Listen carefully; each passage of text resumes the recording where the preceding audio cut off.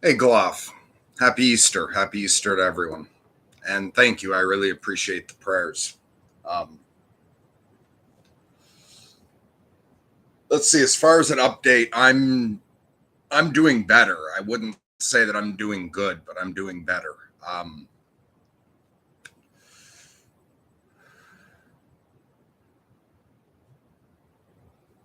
I think it's really the result of outside factors, but my depression. I'm.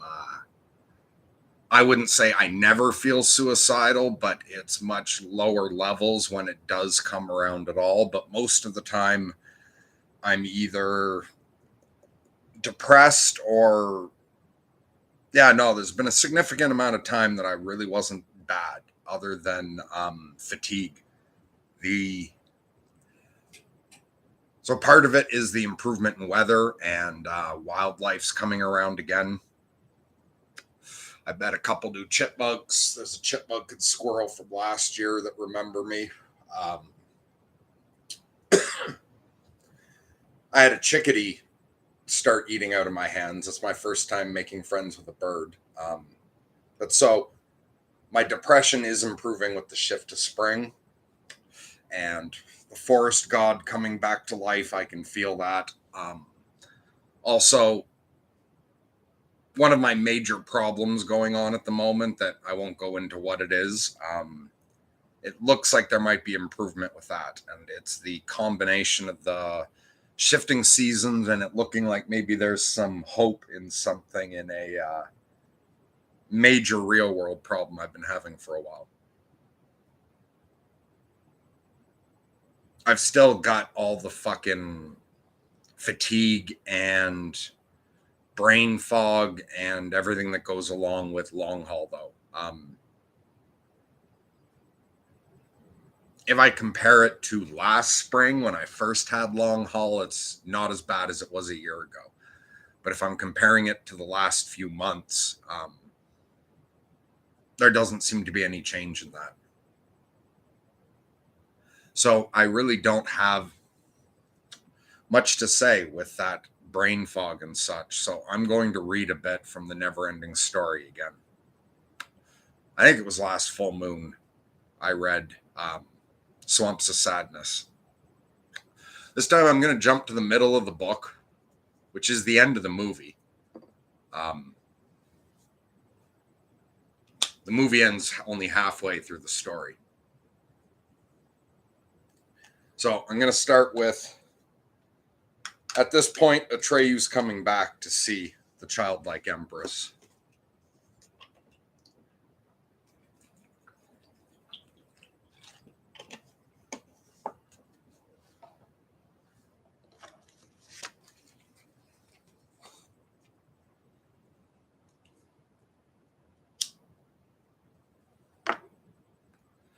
Knitting his brow, powerless to utter a single word, Atreyu stood gazing at the childlike empress. He had no idea how to begin or what to do. He had often tried to imagine this moment. He had prepared words and phrases, but they had all gone out of his head. At length, she smiled at him. Her voice, when she spoke, was as soft as the voice of a bird singing in its sleep. You've returned from the great quest, Atreyu. Atreyu hung his head. Yes, he managed to say. After a short silence, she went on. Your lovely cloak has turned gray. Your hair is gray, and your skin is like stone. But all that will be as it was, or better. You'll see. Atreyu felt as if a band had tightened around his throat. All he could do was nod his head. Then he heard the sweet, soft voice saying, You have carried out your mission. Were those words meant as a question? Atreyu didn't know. He didn't dare look to read the answer in her face. Slowly, he reached for the golden amulet and removed the chain from his neck. Without raising his eyes, he held it out to the childlike empress. He tried to kneel, as messengers did in the stories and songs he had heard at home, but his wounded leg refused to do his bidding. He fell at the childlike empress's feet, and there he lay with his face to the floor. She bent forward, picked up Orin, and let the chain glide through her fingers. You have done well, she said, and I am pleased with you. No, Atreyu cried almost savagely. It was all in vain. There's no hope. A silence followed. Atreyu buried his face in the crook of his elbow, and his whole body trembled. How would she react? With a cry of despair, a moan, words of bitter reproach, or even anger? Atreyu couldn't have said what he expected. Certainly not what he heard. Laughter. A soft, contented laugh. Atreyu's thoughts were in a whirl. For a moment he thought she had gone mad. But that was not the laughter of madness. Then he heard her say, "But you've brought him with you." Atreyu looked up. Who? Our Savior. He looked into her eyes and found only serenity. She smiled again. Golden-eyed, commander of wishes, he stammered, now for the first time using the official words of address that Falkor had recommended. No, really, I don't understand. I can see that by the look in your face, she said. But whether you understand or not, you've done it. That's what counts, isn't it? Atreyu said nothing. He couldn't even think of a question to ask. He stood there open-mouthed, staring at the childlike empress. I saw him, she went on, and he saw me. When? Atreyu asked. Just as you came in. You brought him with you. Involuntarily, Atreyu looked around. Then where is he? I don't see anyone but you and me. Oh, the world is full of things you don't see. You can believe me. He isn't in our world yet, but our worlds have come close enough together for us to see each other. For a twinkling, the thin wall between us became transparent. He will be with us soon, and then he will call me by the new name that he alone can give. Then I shall be well, and so will Fantastica. As the childlike empress was speaking, Atreyu raised himself with difficulty. He looked up at her as she lay in her bed of cushions. His voice was husky when he asked, Then you've known my message all along? What Morla, the Aged One, told me in the Swamps of Sadness? What the mysterious voice of Eulala in the Southern Oracle revealed to me? You knew it all? Yes, she said. I knew it before I sent you on the great quest. Atreyu gulped. Why? He finally managed to ask. Why did you send me then? What did you expect me to do? Exactly what you did, she replied. What I did, Atreyu repeated slowly. His forehead clouded over. In that case, he said angrily, it was all unnecessary. There was no need of sending me on the great quest. I've heard that your decisions are often mysterious. That may be, but after all I've been through, I hate to think that you were just having a joke at my expense. The childlike empress's eyes grew grave. I was not having a joke at your expense, Atreyu, she said. I am well aware of what I owe you. All your sufferings were necessary. I sent you on the great quest, not for the sake of the message you would bring me, but because that was the only way of calling our Savior. He took part in everything you did, and he has come all that long way with you. You heard his cry of fear when you were talking with Yagramol beside the deep chasm, and you saw him when you stood facing the magic mirror gate. You entered into his image and took it with you, and he followed you because he saw himself through your eyes. And now, too, he can hear every word we are saying. He knows we're talking about him. He knows we've set our hope in him and are expecting him. Perhaps he even understands that all that hardship you, Atreyu, took upon yourself was for his sake, and that all Fantastica is calling him. Little by little, the darkness cleared from Atreyu's face. After a while, he asked, How can you know all that? The cry by the deep chasm, and the image in the magic mirror? Did you arrange it all in advance? The childlike empress picked up Orin and said, while putting the chain around her neck, Didn't you wear the gem the whole time? Didn't you know that through it I was always with you?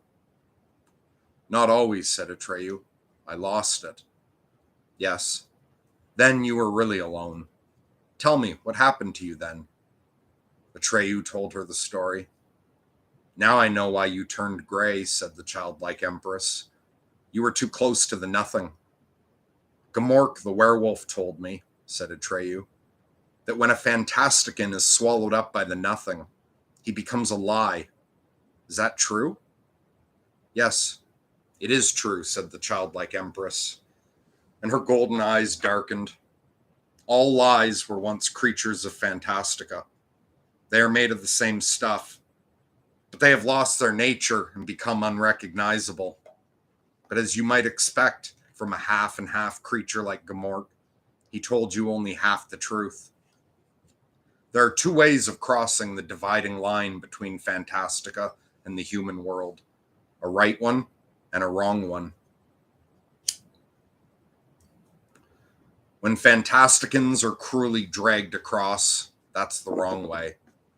When humans, children of man, come to our world of their own free will, that's the right way. Every human who has been here has learned something that could be learned only here and returned to his own world a changed person. Because he has seen you creatures in your true form, he was able to see his own world and his fellow humans with new eyes. Where he had seen only dull, everyday reality, now he discovered wonders and mysteries. That is why humans were glad to come to Fantastica. And more, these visits enriched our world.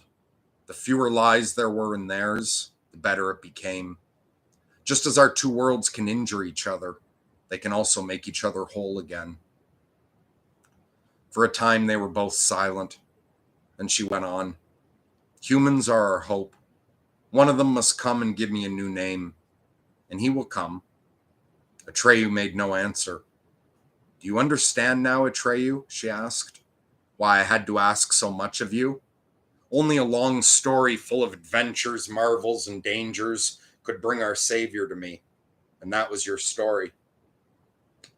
Atreyu sat deep in thought. At length he nodded. Yes, golden-eyed commander of wishes. Now I understand. I thank you for choosing me. Forgive my anger. You had no way of knowing these things, she answered, and that too was necessary. Again, Atreyu nodded. After a short silence, he said, But I'm very tired. You've done enough, Atreyu. Would you like to rest? Not yet. First, I would like to see the happy outcome of my story, if, as you say, I've carried out my mission. Why isn't the Savior here yet? What's he waiting for? Yes, the childlike empress said softly. What is he waiting for?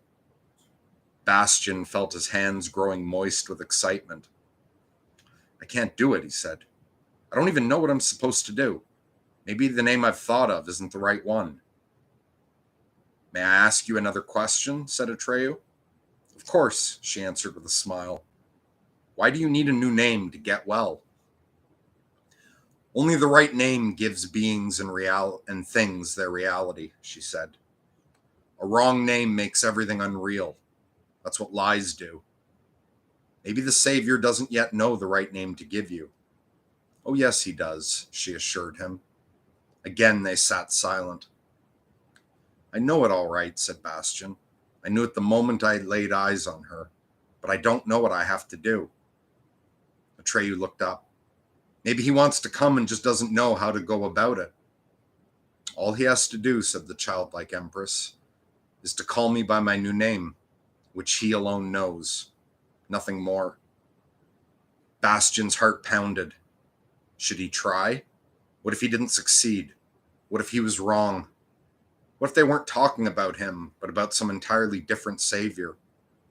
How could he be sure they really meant him?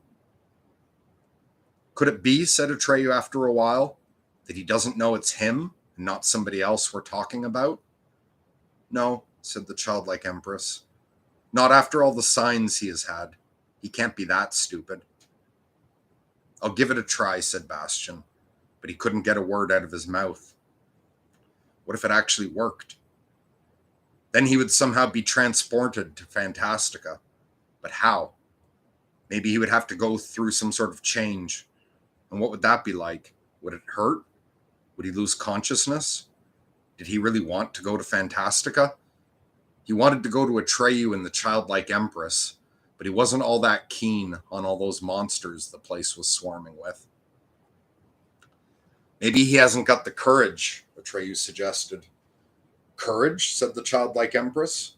Does it take courage to say my name? Then, said Atreyu, I can think of only one thing that may be holding him back. And what would that be? After some hesitation, Atreyu blurted out, he just doesn't want to come here. He just doesn't care about you or Fantastica. We don't mean a thing to him.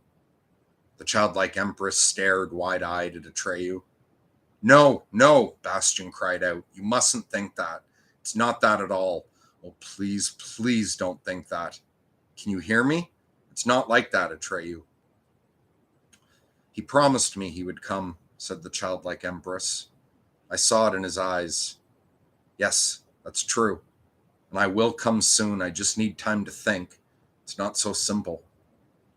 Atreyu hung his head, and the two of them waited a long time in silence. But the savior did not appear, and there wasn't the slightest sign to suggest that he was trying to attract their attention.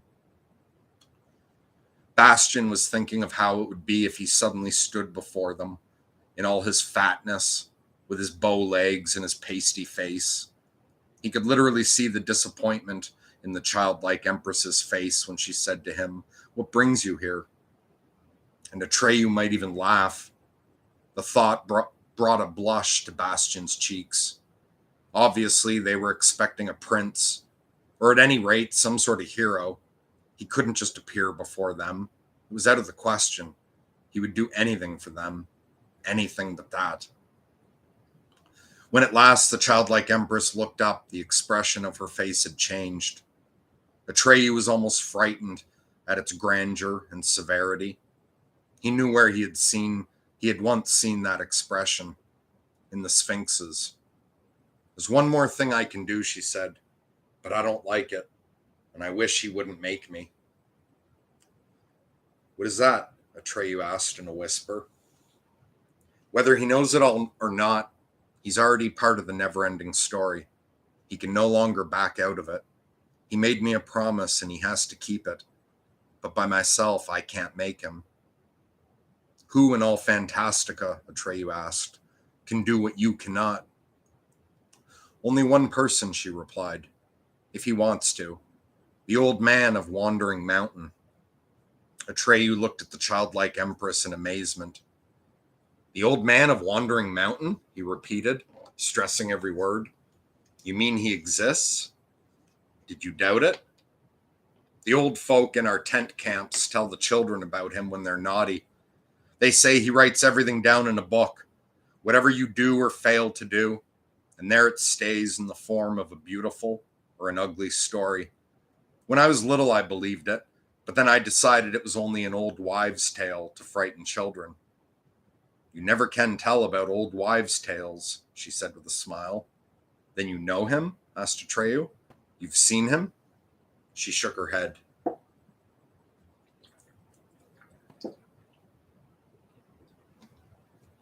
If I find him, she said, it will be our first meeting. Our old folk also say, Atreyu went on, that you never can know where the old man's mountain will be at any particular time. They say that when he appears, it's always unexpectedly, now here, now there, and that you can only run across him by accident or because the meeting was fated. That's true, said the childlike Empress. You can't look for the old man of Wandering Mountain. You can only find him. Does that go for you too? Yes, she said, for me too.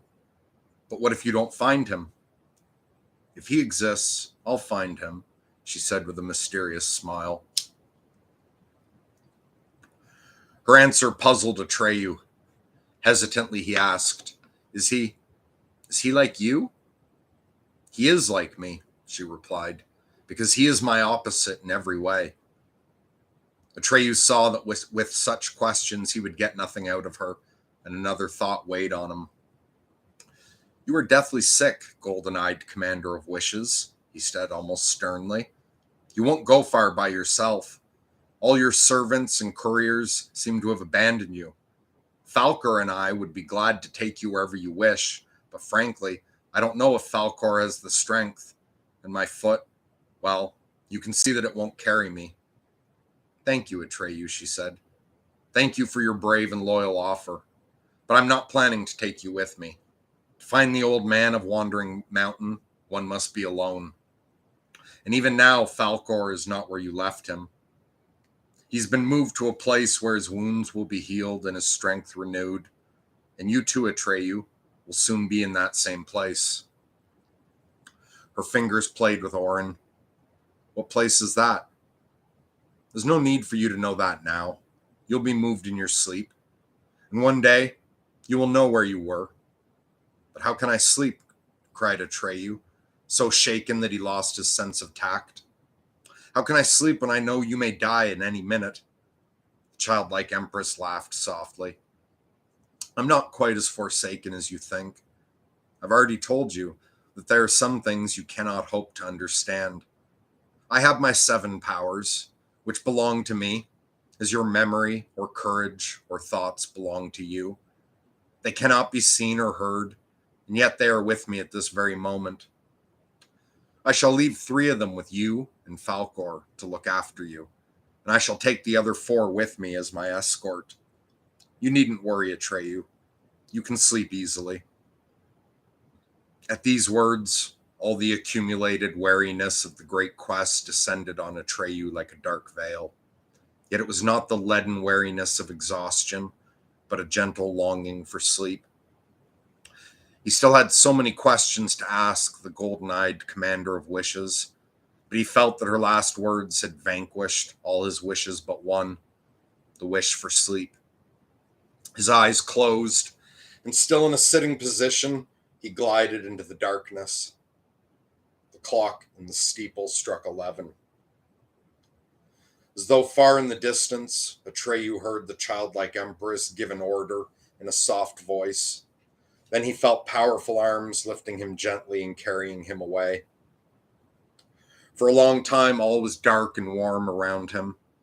Much later, he half awoke when a soothing liquid touched his parched lips and ran down his throat. He had a vague impression that he was in a great cave with walls of gold. He saw the white luck dragon lying beside him, and then he saw, or thought he saw, a gushing fountain in the middle of the cave, encircled by 2 snakes, one light and one dark, which were biting each other's tail. But then an invisible hand brushed over his eyes. The feel of it was infinitely soothing, and again he fell into a deep and dreamless sleep. At that moment, the childlike empress left the ivory tower. She lay bedded on soft silken cushions in a glass litter, which seemed to be moving under its own power, but was actually being carried by 4 of the empress's invisible servants.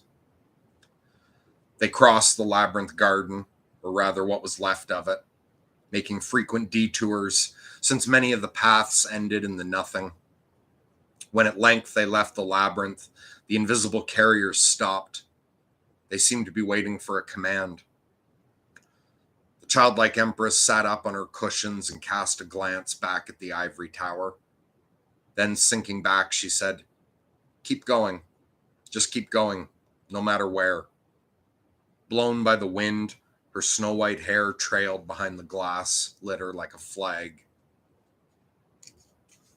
The Old Man of Wandering Mountain. Long thundering avalanches descended from the heights. Snowstorms raged between towering ice-coated summits, dipped into hollows and ravines, and swept howling onward over the great white expanse of the glaciers. Such weather was not at all unusual for this part of the country, for the Mountain of Destiny, that was its name, was the highest in all Fantastica, and its peak literally jutted into the heights of heaven.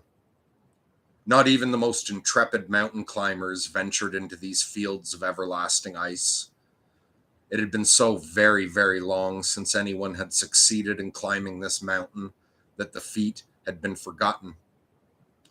For one of Fantastica's many strange laws decreed that no one could climb the Mountain of Destiny until the last successful climber had been utterly forgotten. Thus, anyone who managed to climb it would always be the first. No living creature could survive in that icy waste, except for a handful of gigantic ice glumps, who could barely be called living creatures, for they moved so slowly that they needed years for a single step and whole centuries for a short walk, which meant, of course, that they could only associate with their own kind and knew nothing at all about the rest of Fantastica. They thought of themselves as the only living creatures in the universe.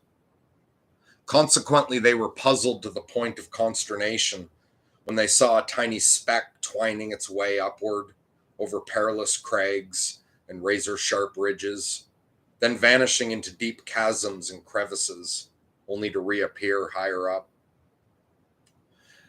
That speck was the childlike Empress's glass litter, still carried by 4 of her invisible powers.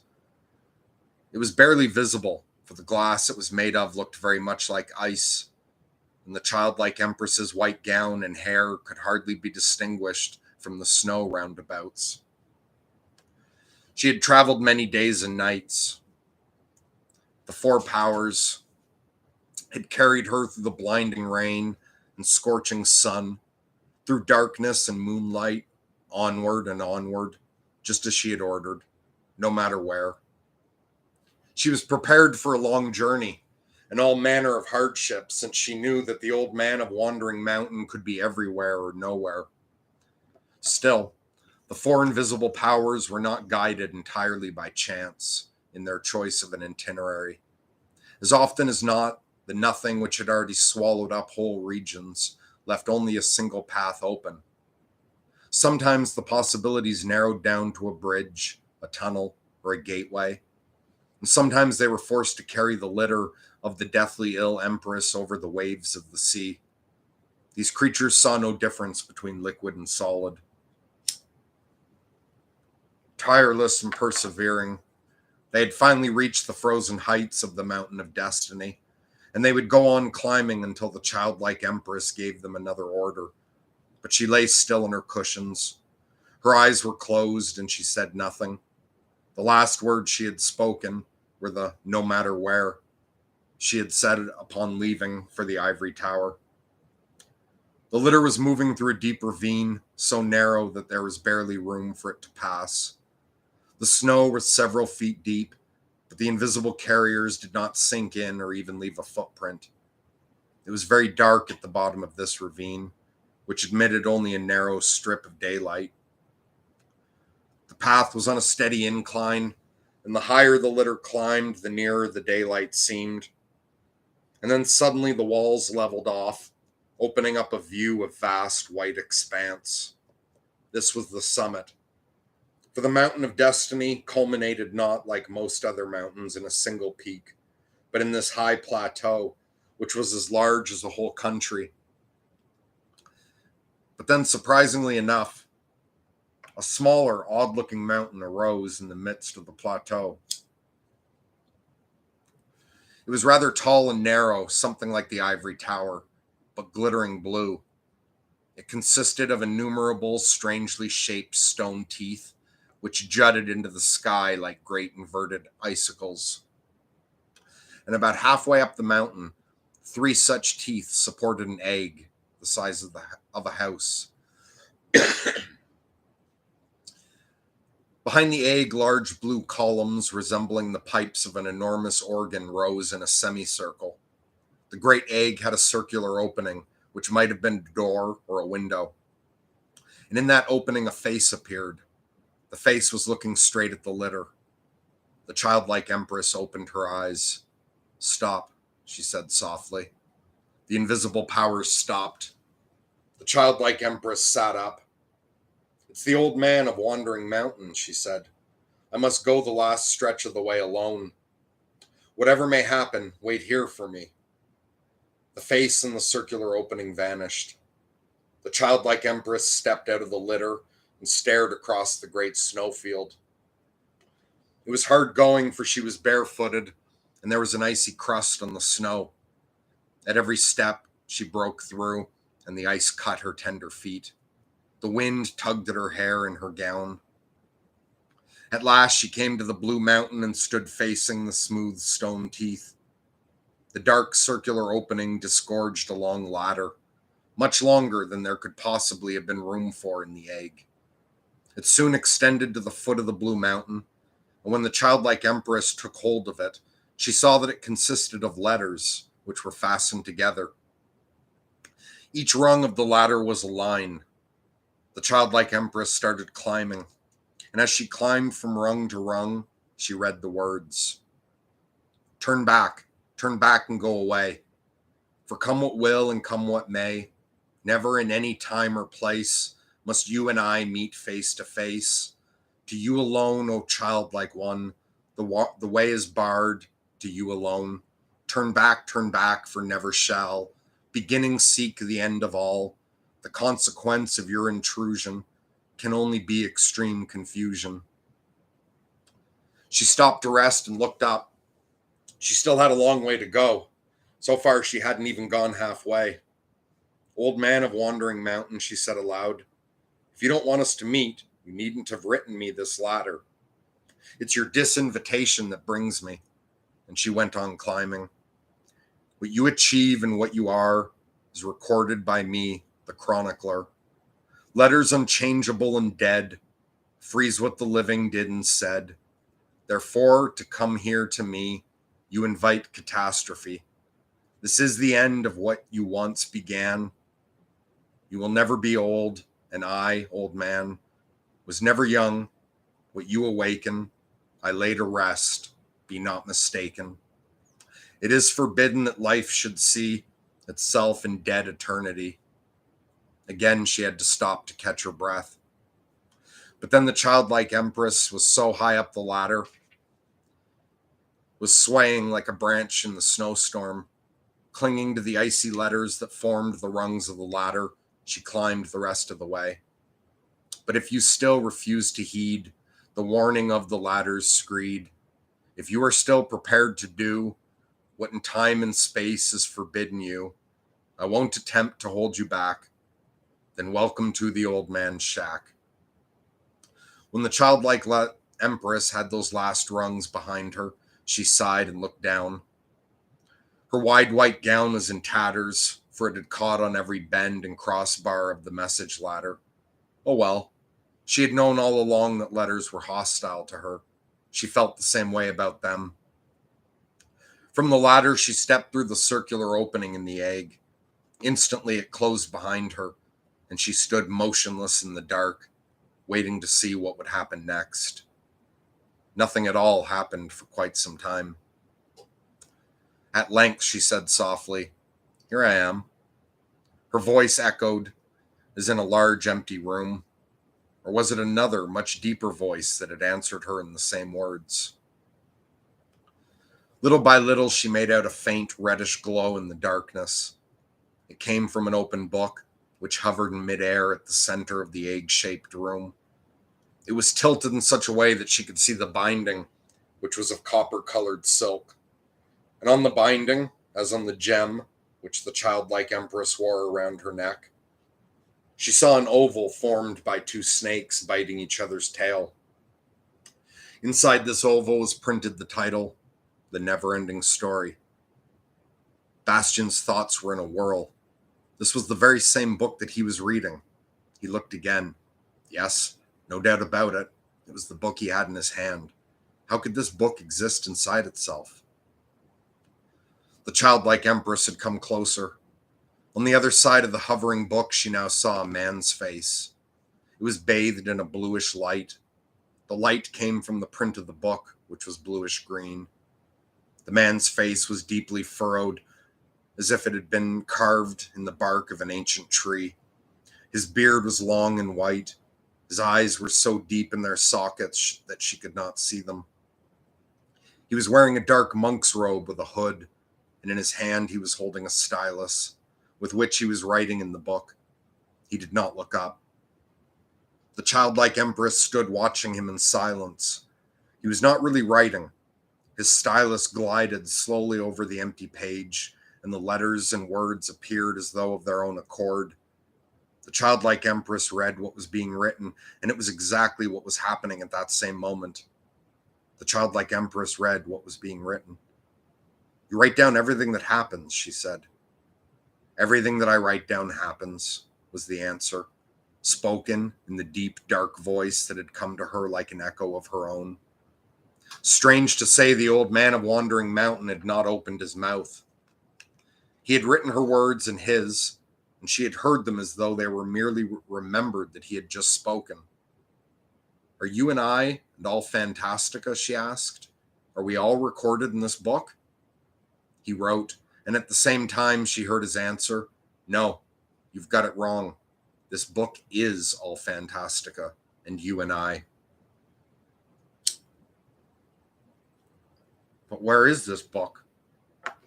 And he wrote the answer, in the book. Then it's all a reflection of a reflection, she asked. He wrote, and she heard him say, what does one see in a mirror reflected in a mirror? Do you know that, golden-eyed commander of wishes? The childlike empress said nothing for a while, and the old man wrote that she said nothing. Then she said softly, I need your help. I knew it, he said and wrote. Yes, she said. I supposed you would. You are Fantastica's memory. You know everything that has happened up till this moment. But couldn't you leaf ahead in your book and see what's going to happen? Empty pages, was the answer. I can only look back at what has happened. I was able to read it while I was writing it, and I know it because I have read it, and I wrote it because it happened.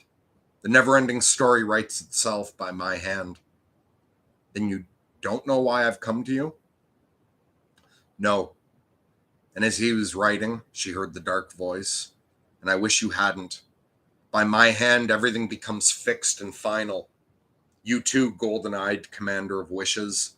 This egg is your grave and your coffin. You have entered into the memory of Fantastica. How do you expect to leave here?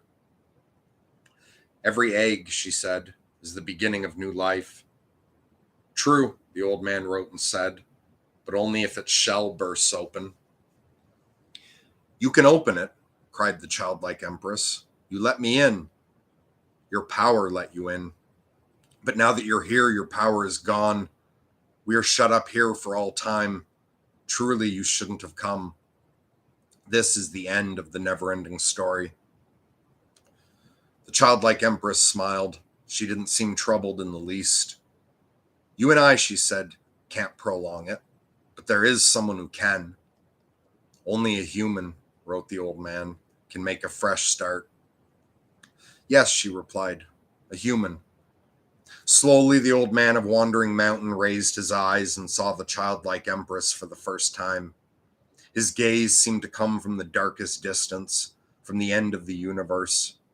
She stood up to it, answered it with her golden eyes. A silent, immobile battle was fought between them. At length, the old man bent over his book and wrote, For you too, there is a borderline. Respect it. I will, she said. But the one of whom I speak, the one for whom I am waiting, crossed it long ago. He's reading this book while you are writing it. He hears every word we are saying. He's with us. That is true, she heard the old man's voice as he was writing. He too is part and parcel of the never-ending story, for it is his own story. Tell me the story, said the childlike empress commanded. You, who are memory of Fantastica, tell me the story from the beginning, word for word as you have written it. The old man's writing hand began to tremble. If I do that, I shall have to write everything all over again, and what I write will happen again. So be it, said the childlike empress. Bastian was beginning to feel uncomfortable. What was she going to do? It had something to do with him. But if even the old man of Wandering Mountain was trembling. The old man wrote and said, If the never-ending story contains itself, then the world will end with this book. And the childlike empress answered, But if the hero comes to us, new life can be born. Now the decision is up to him. You are ruthless indeed, the old man said and wrote. We shall enter the circle of eternal return, from which there is no escape. Not for us, she replied, and her voice was no longer gentle, but as hard and clear as diamond. Nor for him, unless he saves us all.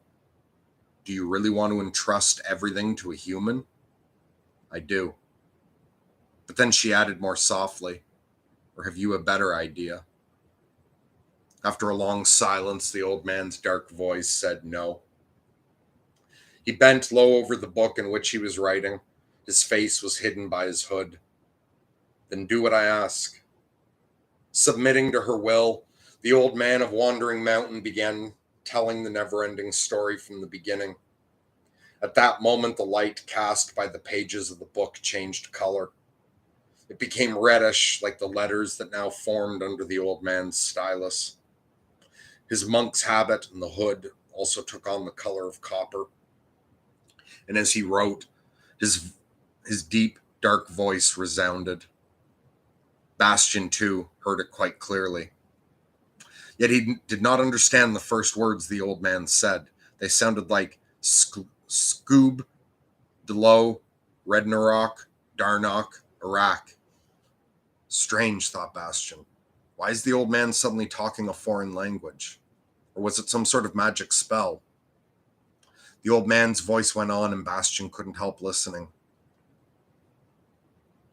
This inscription could only be seen on the glass door of a small shop, but naturally, this was only the way it looked if you were inside the dimly lit shop, looking out at the street through the plate glass door. Outside, it was gray, cold, rainy November morning. The rain ran down the glass and over the ornate letters. Through the glass, there was nothing to be seen but the rain-splotched wall across the street. Bastian was rather disappointed. I don't know that story, he thought. That's not in the book I've been reading. Oh well, it only goes to show that I've been mistaken the whole time. I really thought the old man would start telling the never-ending story from the beginning. Suddenly the door was opened so violently that the little clutter of brass bells tinkled wildly, taking quite some time to calm down.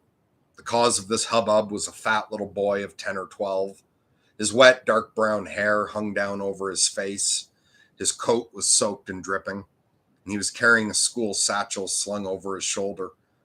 He was rather pale and out of breath, but despite the hurry he had been in a moment before, he was standing in the open doorway as though rooted to the spot.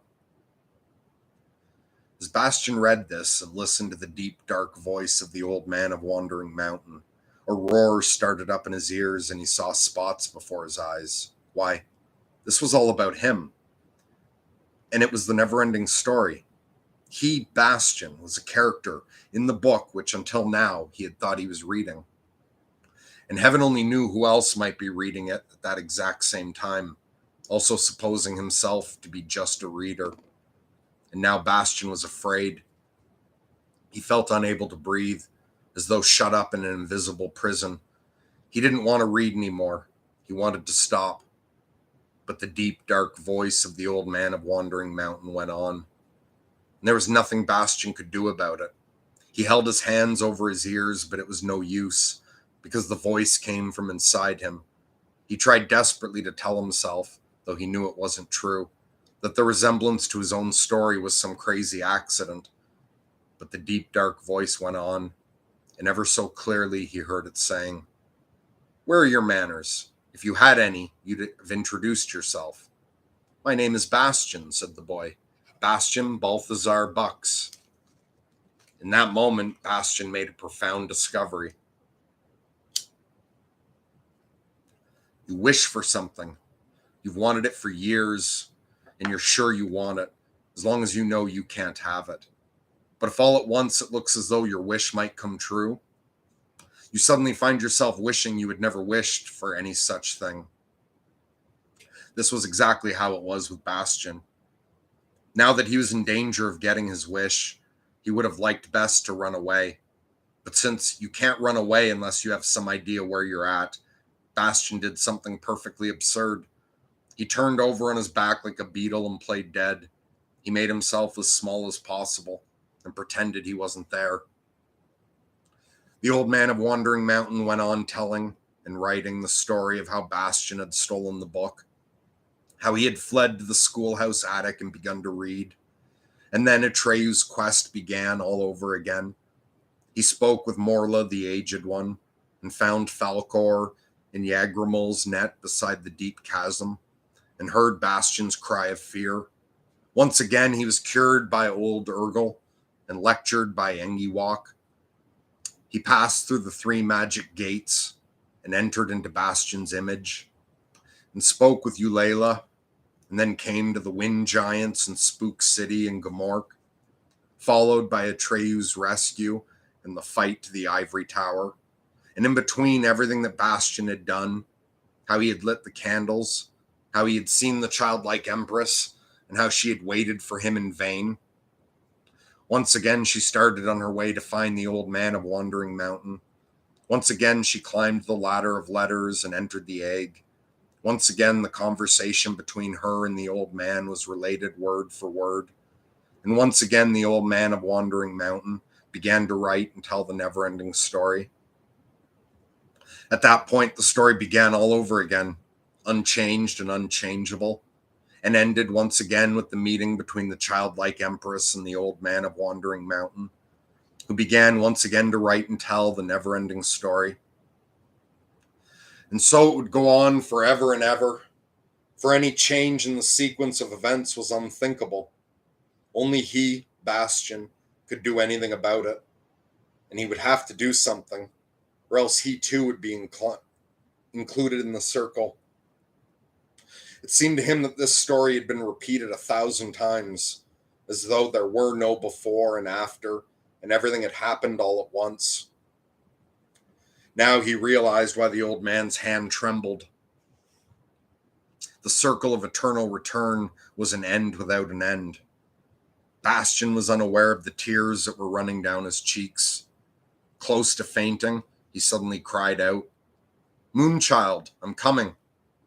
In that moment, several things happened at once. The shell of the great egg was dashed to pieces by some overwhelming power. A rumble of thunder was heard, and then the storm wind came roaring from afar.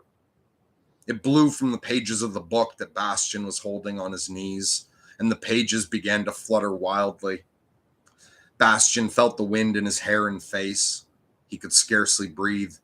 The candle flames in the 7-armed candelabra danced, wavered, and lay flat. Then another, still more violent wind blew into the book, and the candles went out. The clock in the belfry struck 12. Perilyn, the night forest. "Moonchild, I'm coming," Bastian repeated in the darkness. He felt something indescribably sweet and comforting flow into him from the name and fill his whole being.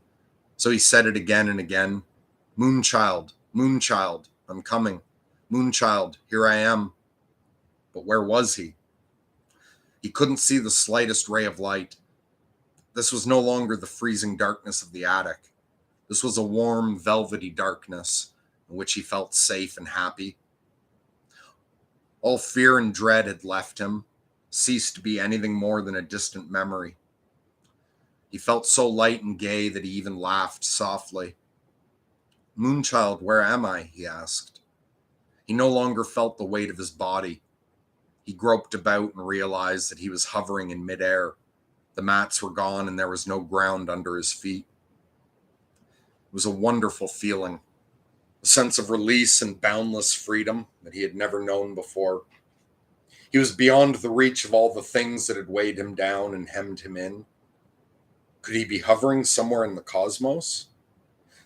But in the cosmos there were stars, and here there was nothing of the kind. There was only this velvety darkness and a wonderful, happy feeling he hadn't known in all his life. Could it be that he was dead? "Moonchild, where are you?" And then he heard a delicate, bird-like voice that answered him, and that may have answered him several times without his hearing it. It seemed very near, and yet he could not have said from which direction it came. Here I am, my Bastion.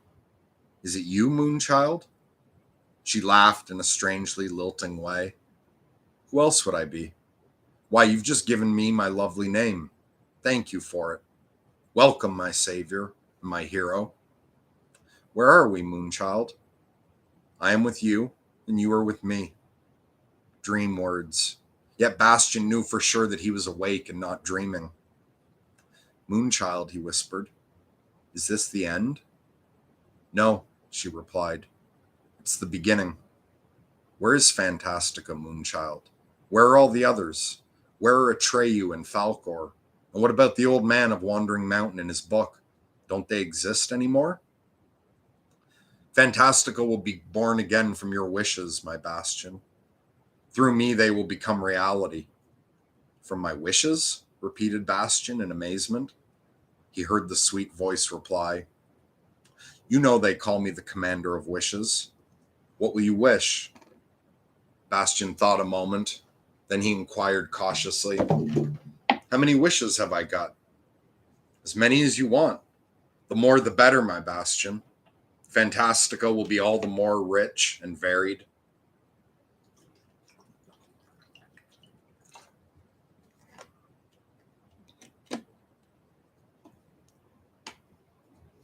Bastion was overjoyed, but just because so infinitely many possibilities had suddenly been held out to him, he couldn't think of a single wish.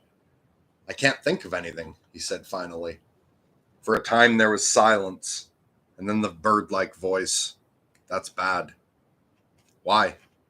Because then there won't be any more Fantastica. Bastion made no answer. He felt confused. His sense of unlimited freedom was somewhat marred by the thought that everything depended on him. Why is it so dark, Moonchild? He asked. The beginning is always dark, my Bastion. I'd awfully like to see you again, Moonchild, the way you were when you looked at me. Again he heard the soft, lilting laugh. Why are you laughing? Because I'm happy. Happy? Why? You've just made your first wish. Will you make it come true? He held out his hand and felt she was putting something into it. Something very small but strangely heavy. It was very cold and hard and dead. What is it, Moonchild? A grain of sand, she replied. All that's left of my boundless realm. I make you a present of it. Thank you, said Bastion, bewildered. What on earth could he do with such a gift? If at least it had been something living. As he mulled it over, he felt something wriggling in his hand. He raised his hand to see what it was. Look, Moonchild, he whispered. It's glowing and glittering. And there, look, a little flame is coming out of it. No, it's not a grain of sand. It's a seed, a luminous seed, and it's starting to sprout. Well done, my Bastion, he heard her say. You see how easy it is for you? Barely perceptible at first, the glow of the speck in Bastion's palm grew quickly, making the two child faces, so very different from each other, gleam in the velvety darkness. Slowly, Bastion withdrew his hand, and the glittering speck hovered between them like a little star. The seed sprouted so quickly that one could see it grow. It put forth leaves and a stem and buds that burst into many-colored, phosphorant flowers. Little fruits formed, ripened, and exploded like miniature rockets, spraying new seeds all around them. From the new seeds grew other plants, but these had different shapes. Some were like ferns or small palms, others like cacti, bulrushes, or gnarled trees. Each glowed a different color.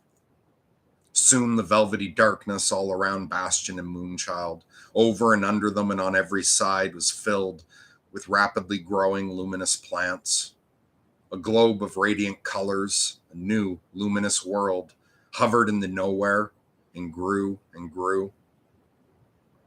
And in its innermost center, Bastion and Moonchild sat hand in hand, looking around them with eyes of wonder. Unceasingly new shapes and colors appeared, larger and larger blossoms opened, richer and richer clusters formed, and all this in total silence. Some of the plants were as big as fruit trees. There were fans of long emerald green leaves, flowers resembling peacock tails with rainbow-colored eyes, pagodas consisting of superimposed umbrellas of violet silk. Thick stems were interwoven like braids. Since they were transparent, they looked like pink glass lit up from within. Some of the blooms looked like clusters of blue and yellow Japanese lanterns, and little by little, as the luminous night grew denser, they intertwined to form a tissue of soft light. You must give all this a name, the moonchild whispered. Bastian nodded. Perilyn, the night forest, he said. He looked into the childlike Empress's eyes, and once again, as at their first exchange of glances, he sat spellbound, unable to take his eyes off her. The first time she had been deathly ill, now she was much, much more beautiful. Her torn gown was whole again. The soft-colored light played over the pure whiteness of the silk and of her long hair. His wish had come true. Bastian's eyes swam. Moonchild, he stammered. Are you well again? She smiled. Can't you see that I am? I wish everything would stay like this forever, he said. The moment is forever, she replied. Bastian was silent. He didn't understand what she had said, but he was in no mood to puzzle it out. He wanted only to sit there looking at her. Little by little, the thicket of luminous plants had formed a thick hedge around them, as though imprisoned in a tent of magic carpets. Bastian paid no attention to what was happening outside. He didn't realize that Perilyn was growing and growing, that each and every plant was getting big or bigger. Seeds no bigger than sparks kept raining down and sprouting as they hit the ground. Bastian sat staring at Moonchild. He had eyes for nothing else. He could not have said how much time had passed when Moonchild put her hand over his eyes. Why did you keep me waiting so long? He heard her ask. Why did you make me go to the old man of Wandering Mountain? Why didn't you come when I called? Bastian gulped. It was because, he stammered, I thought, all sorts of reasons. Fear, well, to tell you the truth, I was ashamed to let you see me. She withdrew her hand and looked at him in amazement. Ashamed? Why? But because, Bastian stammered, you must have expected somebody who was right for you. What's wrong with you? She asked. Aren't you right for me? Bastian felt that he was blushing. I mean, somebody strong and brave and handsome, maybe a prince. Anyway, not somebody like me. He couldn't see her, for he had lowered his eyes, but again he heard her soft, lilting laugh. You see, he said, now you're laughing at me. There was a long pause, and when Bastian finally brought himself to look up, he saw that she was bending very close to him. Her face was grave. Let me show you something, my Bastian, she said. Look into my eyes. Bastian obeyed, though his heart was pounding and he felt dizzy. In the golden mirror of her eyes, he saw, small at first, as though far in the distance, a reflection which little by little grew larger and more distinct. It was a boy of about his own age, but his body was slender and wonderfully handsome. His bearing was proud and erect. His face was noble, manly, and lean. He looked like a young prince from the Orient. His turban was of blue silk, and so was the silver-embroidered tunic, which reached down to his knees. His high boots, made of the softest red leather, were turned up at the toes. And he was wearing a silver glittering mantle, which hung down to the ground. But the most beautiful of all were the boy's hands, which, though delicately shaped, gave an impression of unusual strength. Bastian gazed at the image with wonder and admiration. He couldn't get enough of it. He was just going to ask who this handsome young prince might be when it came to him in a flash that this was his very own self, his reflection in the Moonchild's golden eyes. In that moment, he was transported, carried out of himself, and when he returned, he found he had become the handsome boy whose image he had seen. He looked down and saw exactly what he had seen in Moonchild's eyes. The soft red leather boots, the blue tunic embroidered with silver, the resplendent long mantle. He touched his turban and felt his face. His face was the same too. And then he turned towards the Moonchild. She was gone. He was alone in the round room which the glowing thicket had formed. Moonchild, he shouted. Moonchild. There was no answer. Feeling utterly lost, he sat down. What was he to do now? Why had she left him alone? Where should he go? That is, if he was free to go anywhere, if he wasn't caught in a trap. While he was wondering why Moonchild should have vanished without a word of explanation, without so much as bidding him goodbye, his fingers started playing with a golden medallion that was hanging from his neck. He looked at it and let out a cry of surprise. It was Orin, the gem, the childlike empress's amulet, which made its bearer her representative. Moonchild had given him power over every creature and thing in Fantastica. And as long as he wore that emblem, it would be as though she were with him. For a long while, Bastian looked at the two snakes, the one light, the other dark, which were biting each other's tails and formed an oval. Then he turned the amulet over, and to his surprise found an inscription on the reverse side. It consisted of 4 words in strangely intricate letters. Do what you wish. There had been no mention of such an inscription in the Neverending Story. Could it be that Atreyu hadn't noticed it? But that didn't matter now. What mattered was that the words gave him permission, ordered him, in fact, to do whatever he pleased. Bastian approached the wall of luminous plants to see if he could slip through somewhere. To his delight, he found that the wall could easily be thrust aside like a curtain. Out he stepped. In the meantime, the night plants had kept on growing, gently but irresistibly, and Perilyn had become a forest such as no human eye had ever beheld. The great trunks were now as high and thick as church towers, and still growing.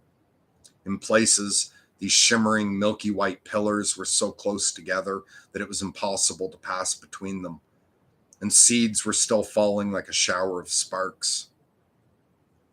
On his way through the luminous forest, Bastian tried not to step on the glittering seeds that lay on the ground, but this soon proved impossible.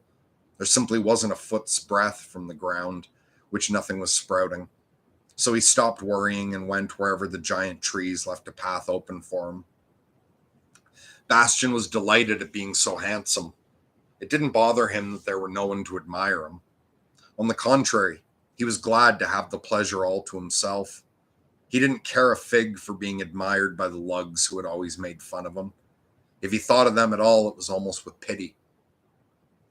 In this forest, where there were no seasons and no alternation of day and night, the feeling of time was entirely different from anything Bastian had ever known. He had no idea how long he had been on his way, but little by little his pleasure in being handsome underwent a change. He began to take it for granted.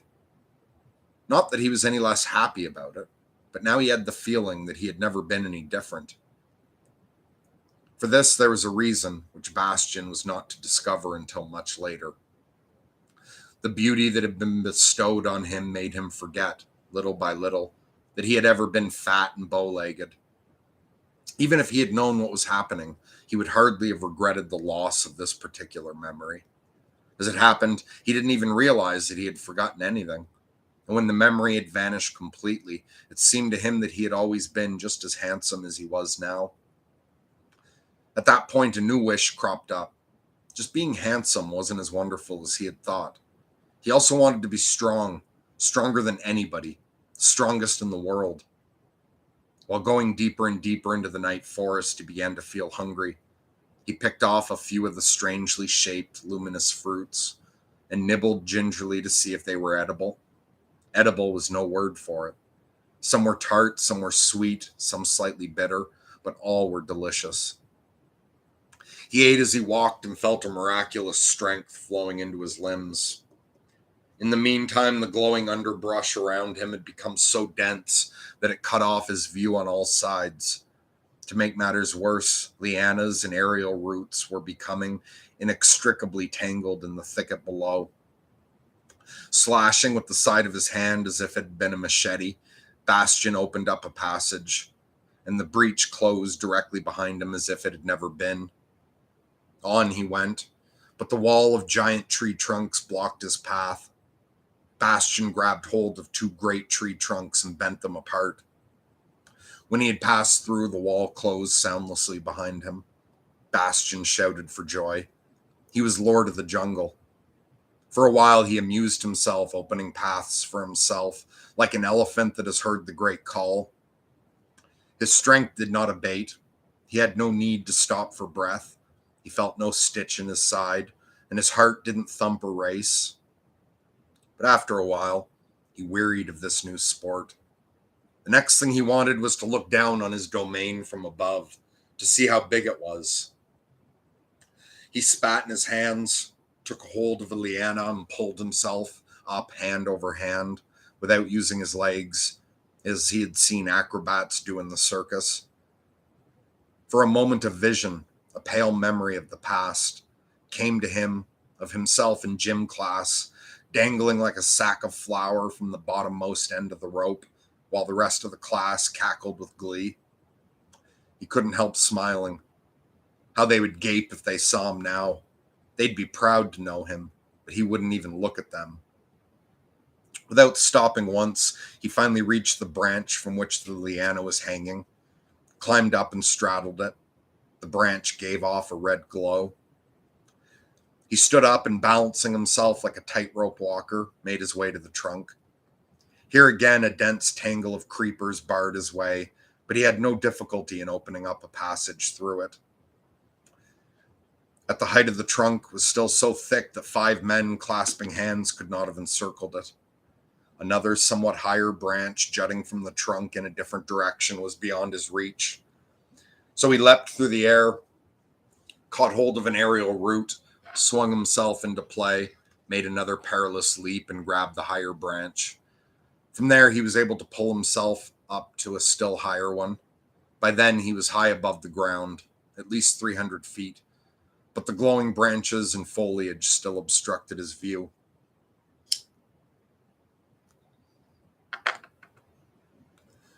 Not until he had climbed twice that height were there occasional spaces through which he could look around. But then the going became difficult because there were fewer and fewer branches. And at last, when he had almost reached the top, he had to stop, for there was nothing to hold on to but the smooth, bare trunk, which was still as thick as a telegraph pole. Bastion looked up and saw that the trunk or stalk ended some 50 feet higher in an enormous, glowing, dark red blossom. He didn't see how he could ever reach it, but he had to keep going, for he couldn't very well stay where he was. He threw his arms around the trunk and climbed the last 50 feet like an acrobat. The trunk swayed and bent like a blade of grass in the wind. At length, he was directly below the blossom, which was open at the top like a tulip. He managed to slip one hand between 2 of the petals and take hold. Then, pushing the petals apart, he pulled himself up. For a moment, he lay there, for by then, he was somewhat out of breath. But then he stood up and looked over the edge of the great glowing blossom, as from the crow's nest of a ship. The tree he had climbed was one of the tallest in the whole jungle, and he was able to see far into the distance. Above him, he still saw the velvety darkness of the starless night sky, but below him, as far as he could see, the treetops of Paralin presented a play of colors that took his breath away. For a long time, Bastion stood there, drinking in the sight. This was his domain. He had created it. He was the Lord of Paralin. And once again, he shouted for joy.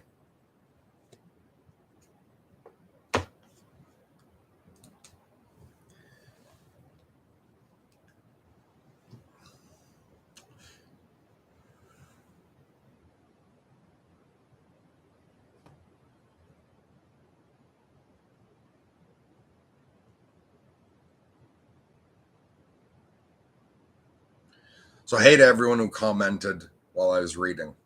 I'm going to wrap it up there. I really don't have much else to say. But I hope everyone's doing well. And if you're not, stick it out. God bless. Lunatic Love Doll.